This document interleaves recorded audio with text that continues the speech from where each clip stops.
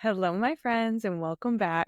We are currently in a new series on this podcast called Habits and Healing, where we talk about what God is healing us from and what are the habits that'll draw us closer to Him and to become the person that we want to be. So it's a interwoven process where we can kind of uncover ourselves through the cracks that life kind of caused for us and peek into those cracks and discover what we want to take with us into this next season and what we want to leave behind. So that's kind of the idea behind this series. And this week we are talking about habits. So if you guys have kind of picked up on it, we switch up on each week. We go from habits, next week's healing, habits, healing, habits, healing. And so this week is a habits episode. And the day that this episode comes out, it's going to be my birthday. Yay. So I thought it would be fun for today to talk about 25 habits that I have learned by the age of 25 that improve my life on a daily basis and, in my opinion, transform my life and just kind of make me the human that I am and make me a more successful human. So that is what today's episode is going to be about. And I am now 26 when this episode comes out. And I'm just praying for a beautiful year full of blessings and that this podcast will grow in the age of 26. And I'm excited for what's to come within this next year. I'm really praying it's going to be a great year. So let's just dive on into what these 25 habits are. A lot of them are going to be self-explanatory, so I'm not going to go into detail about each one. So this is just what makes me me and what I think the habits that really matter to me. So take what you like, leave the rest.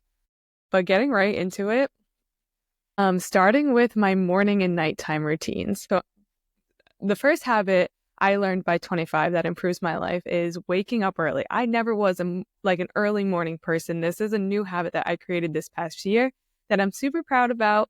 Waking up early for me is waking up at least an hour or two before I have to leave for the day. And this allows me to lead into my next habit, which is spending time with the Lord. So for me, I love to spend time with the Lord in the morning. I love my quiet time. I love to drink my coffee and spend time with God. So having that extra buffer time in the morning, I think sets my day up for success. And just along with my morning routine of waking up early, spending time with the Lord, this also looks like, my morning routine is like washing my face. Me and Easton have our own routine. Like when I get up in the morning and Easton hears my coffee pot, he bounces out of bed and he waits by his food bowl. So we kind of have like our own morning routine together, but I think it sets us both up for success. And in my morning routine, when I'm praying, spending time with God, reading the word, this also looks like journaling for me. So journaling is a big part of who I am. I love to journal. I love to get my thoughts down on paper. And so this is definitely a habit that makes me successful. And I actually write down my prayers. So I do a prayer journal. So that's kind of what that looks like for me. And then along with my morning and nighttime routine habits at night, I'm also very regimented too. So I do things in a very specific order at night that helps me wind down, get ready for bed.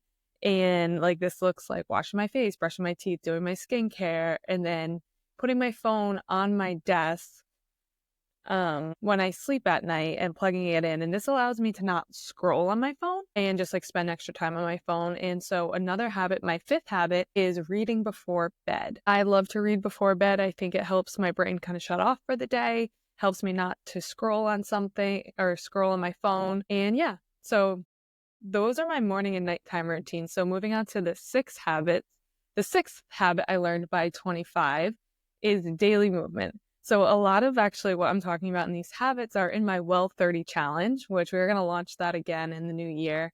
But the Well 30 challenge is 6 or 7 daily habits that help you become more intentional and help you get on track of your wellness journey. And one of them is daily movement. Actually, the next 4 of these habits are in the Well 30 challenge. So these matter a lot to me, and I think they help you set yourself up for success. So daily movement, getting at least 30 minutes of movement of your choice. And so, that's looked very different for me this past year. I've done a triathlon, I've done CrossFit, I do spin classes, I teach spin classes. So just finding something that day to get me active and something that I feel like I want to do like what feels good for my body that day. So it doesn't matter what your daily movement is. And I also walk a lot. You know, me and Easton, we go for a walk every single day. So getting some sort of daily movement in is so crucial to me in my mental health. And then the next habit is drinking enough water. Pretty self-explanatory. Eating high protein, like eating a high protein diet is the next habit. So I think for me, if I eat a high protein diet, if I just focus on getting enough protein in, everything else kind of falls into place. So if I just focus on eating enough protein, I don't have to really like a little bit, but not too much focus on the carbs and the fats because I kind of feel like in the sugars, they fall into place. Like I feel satiated because I'm eating enough protein. I'm giving my body the fuel it needs. And then it kind of figures out the rest. And along with eating enough protein, it helps my blood sugar levels. So I kind of feel more stable throughout the day and I don't have these like high and low crashes. So eating a high protein diet is definitely crucial for me. And then the next habit, number 9, is getting 8 hours of sleep. So sleep to me is, I'm going to say every single one of these habits, this is the most important habit, but these habits really do matter a lot to me. So getting 8 hours of sleep, I think is just like so important for me. My sleep is everything. Making sure I'm getting to bed at a decent hour so I can wake up early.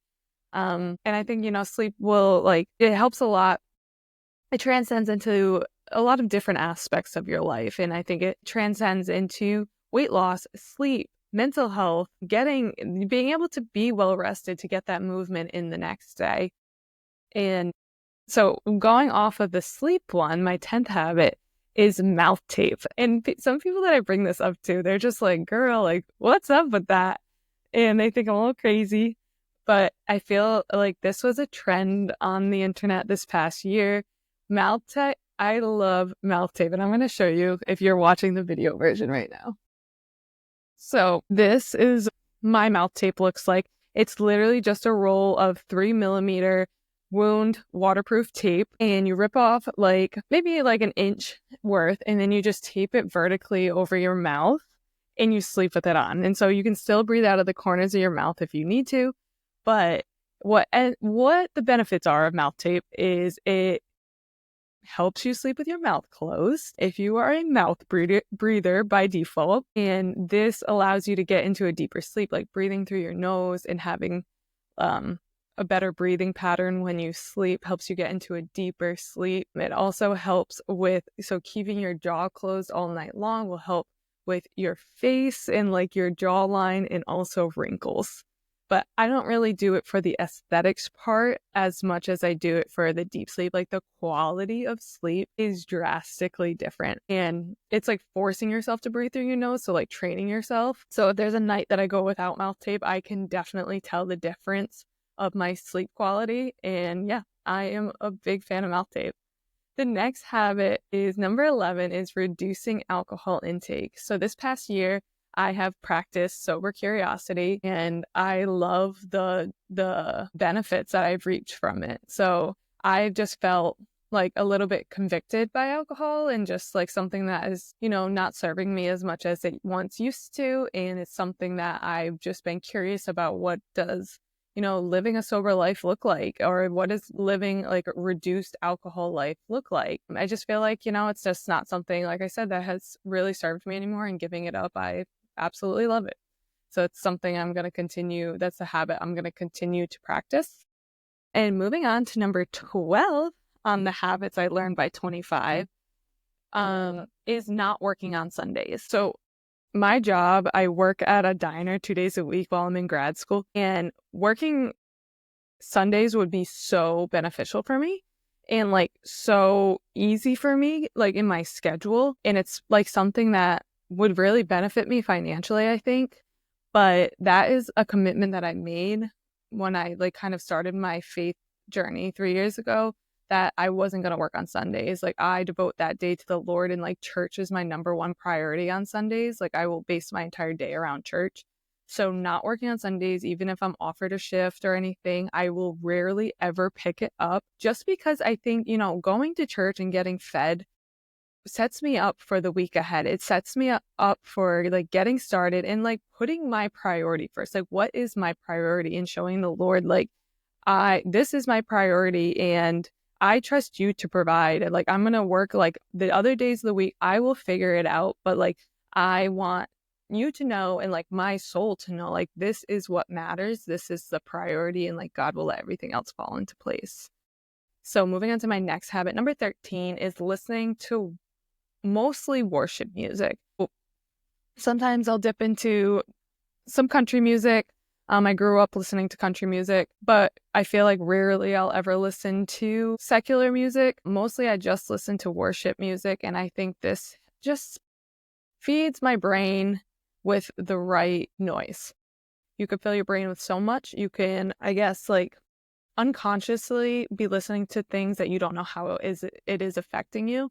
And for me, I think listening to worship music, driving in my car or cleaning the house and things like that, it's switching my brain to be on an act, like to praise the Lord and be recognizing God's goodness throughout the day-to-day life, throughout the mundane things. And yeah, I think protecting me from not like listening to things that might be affecting me that I don't even know. So number 14 is to continuously seeking growth. I think personal development can be a great place and also a destructive place of like making it so like, where else can I grow? There's always room for improvement, and like you're just like hustle, hustle, hustle, and you're never living in a place of contentment. So I do think it can be a dangerous place, but just looking at your life and like reviewing the places that you want to see yourself grow, and what are some aspects that you are like striving towards, reaching towards, dreaming towards, and making sure we're keeping our eyes towards the future and like not towards the past. So looking at yourself and looking at the places that you want to grow, and what aspects of your life do you want to seek improvement, or what areas of your life are you working on something that God's called you to, and just like kind of reflecting on that from time to time and making actionable steps to work towards those goals as the year goes on. I think this leads into my next habit, which is goal setting. So setting goals and breaking them down into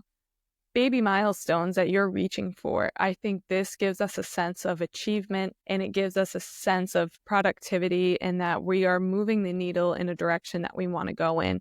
And we know the daily steps that we can take to reach towards these goals. And when we are focused on, reaching for what God's called us to, I think we are hoping, that's kind of, again, what the series is about to live in harmony and live in the habits that God wants us to have, and live on the narrow path that he wants us to walk, because we're walking towards the things that he has for us.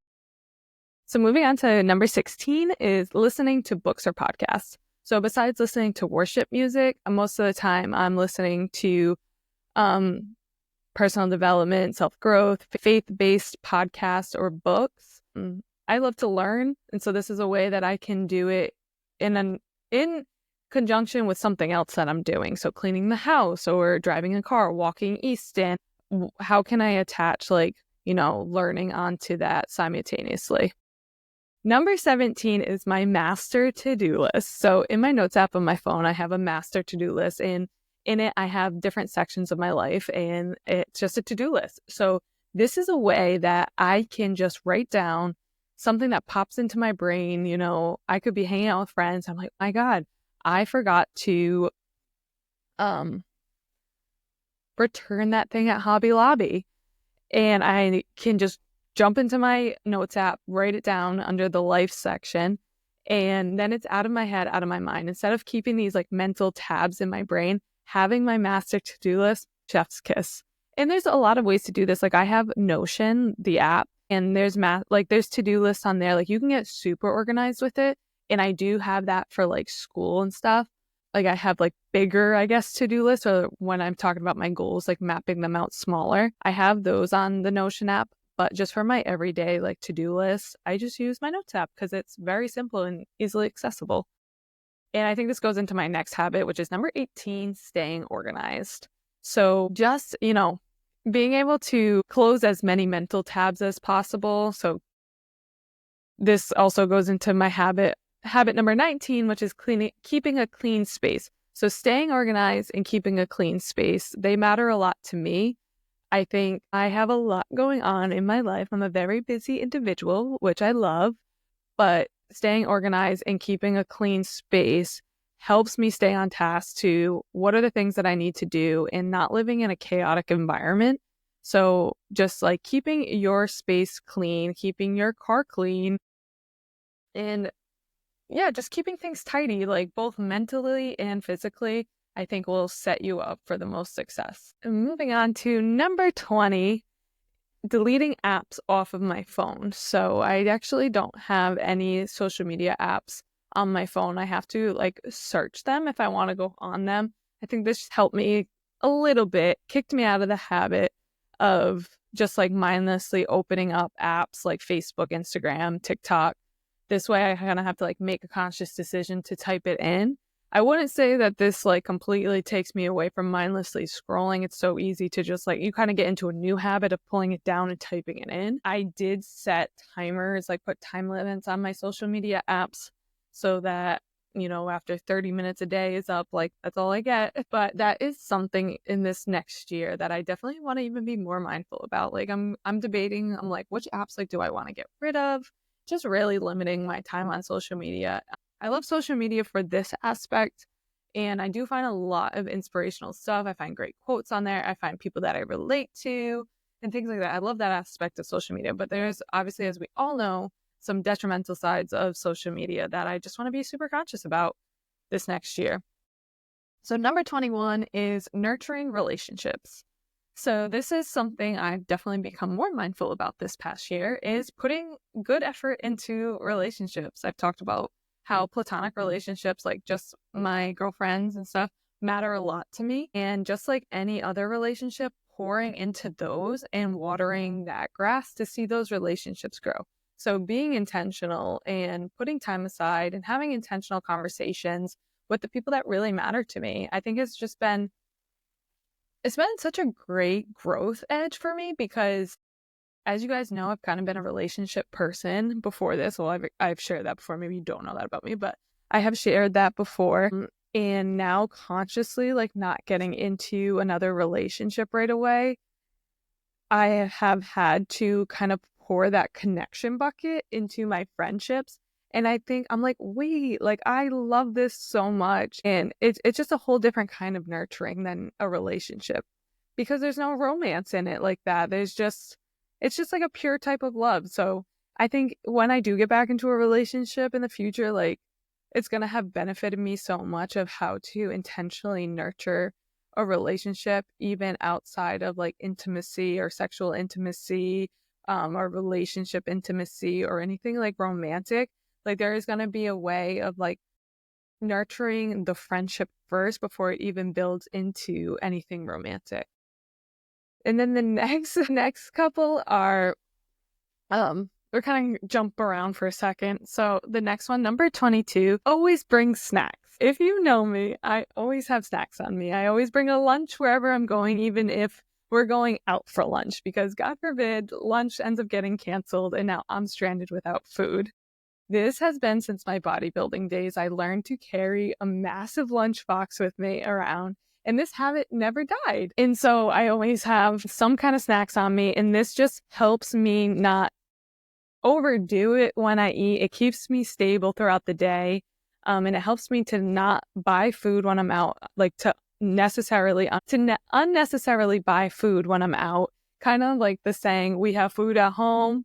Yeah, so I always bring food from home because, hey, like we're spending money on it. We go grocery shopping and stuff. Like bring your food with you. Try to not spend as much money out and just always be prepared. I think that's what it comes down to for me, is always being prepared, because I hate feeling like stuck without food. I mean, I've never been starved or anything, but for me, like, I know I've talked about this before, or maybe I haven't, but I'll talk about it right now. I have a hard time like maintaining my blood sugar. And so being prepared enough to like always have like a snack on me definitely helps me to not have those like low dips, and saves some money too. So number 23, kind of going off the same lines, is make coffee at home. I'm a big coffee drinker. Love coffee, love going out for coffee, but I've gotten into the habit the past year or so of making coffee at home. And if I want to splurge and have like one out, I can, and not having all the coffees in the day out, because that would definitely add up. So just perfecting my own coffee at home, and it's something that I look forward to. Like I said, I drink it in the morning with my time with the Lord. So make coffee at home. That is a pro tip for going into 2025. And then the next two habits, last two, wrapping up right here. Number 24 is weekly savings. Putting money away every single week, whatever your budget looks like. This is something that I've been doing, is I calculated all my bills out, and now I put money away every single week. So when I, get paid, I take a chunk of it, I put it away, and then I know the rest of the money that I have to spend. And this way I know that my bills are covered. But yeah, I still have some money left over. And this is what I got to work with like going out with friends, going out to dinner, buying coffees, all the things. And yeah, it just helps you to be more mindful financially. We are smart financial girlies. And the last habit for what I've learned and the habits for 25, number 25, being creative. I talked about this in last week's episode, but I really got in tune in this past year of how important creativity is for me. It is important to me because I think it's a way to connect with our own creator, the Lord. God is a creator. He created us in his image. Therefore, we are creative, and God gave us specific gifts, and we want to honor him with those. So doing anything for me creative just lights my soul on fire. It makes me happy. It puts me in a great flow. And I mentioned this last week, that type of flow that I feel when I'm being creative feels very harmonious of being in God's presence. So just different ways of being creative. It's something like I'm going to continue to do because it brings me a lot of joy. And I get to refine the gifts that God has given me and hopefully honor him and glorify him with those. So bringing you guys these podcasts that I hope inspire you and educate you, or just like connect us as brother and sisters in Christ. So that is what I got for my 25 habits for being 25. So farewell to 25. Hello to 26. Thank you guys for listening in. I really appreciate it. I hope you found this episode insightful and helpful. And if you did, just leave me a comment and I would love to hear from you guys. Thank you, thank you, thank you. I'll talk to you soon. Bye. I really hope you guys enjoyed today's episode. And real quick, if you guys could do a huge favor and share this episode with somebody that you think would be blessed by it. And you can catch me during the week on Instagram at Sam DeSalvo. Have a great week, guys. Bye.